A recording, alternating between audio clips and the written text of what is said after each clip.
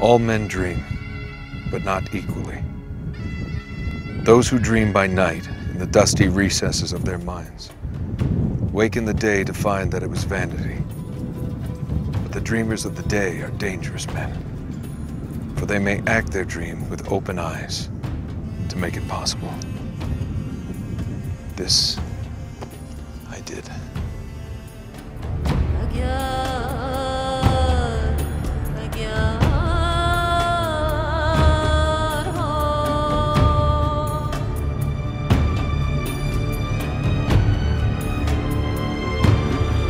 Nathan Drake doesn't actually travel here to Jordan in Uncharted 3, where T.E. Lawrence's house is located.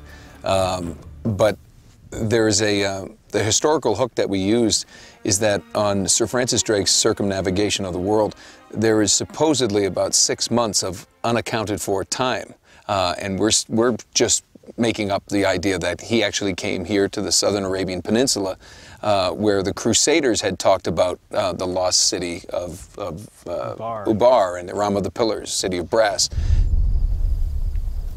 Why are you here? Why do the English cross the Rub al-Khali? They're looking for the lost city of Ubar. The tie-in with T.E. Lawrence's house, who also had dubbed a possible lost city, hundreds of years later as Atlantis of the Sands. That's the two historical hooks there. Now, Nathan Drake, who supposes he is the descendant of Sir Francis Drake, is worked with T.E. Lawrence, who also went to the Crusaders in France, where our game also goes. We're trying to tie that all together into a nice, neat package. Drake only had half the clues. Lawrence only had half. We and Marlowe has nothing. Sir Francis Drake, when he completed that circumnavigation of the globe, the Queen knighted him, and she gave him a motto, and it was Sic Parvis Magna, which means greatness from small beginnings. I guess Sir Francis Drake's lineage was not at all that great, but he rose to greatness. It is the dream of a dreamer, a mirage of the desert. Cup of death will be filled for thee. It's all in English. That must have been Drake. Here we go. Same with T.E. Lawrence.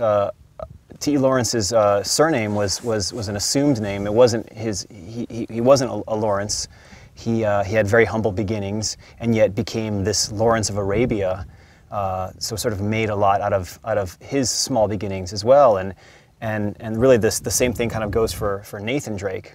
That he sort of aspires to greatness and wants to unravel these mysteries of the world. You're gonna keep going, aren't you? For what? Treasure? Hang on, I got you! All three of these men at 3 points in history all had this sort of common theme, this common background, and it's a nice intersection to have them all kind of converge in this place. Admit it. You love all this as much as I do.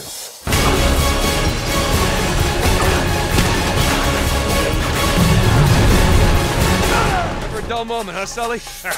Why change now? T. Lawrence was obsessed with the Crusades and the Knights as a young lad, and he traveled all around France and Syria, checking out Crusader castles, and that's really what got his interest into the Middle East. He was here in Arabia during World War I, and when he finally went back to England, he said that if he ever had a chance to go back to Arabia, he would look for this place called the Atlantis of the Sands. He actually coined that term. It was known as Iram and Ubar and the city of brass, and he was convinced that it was in the Arabian Peninsula, actually near Yemen.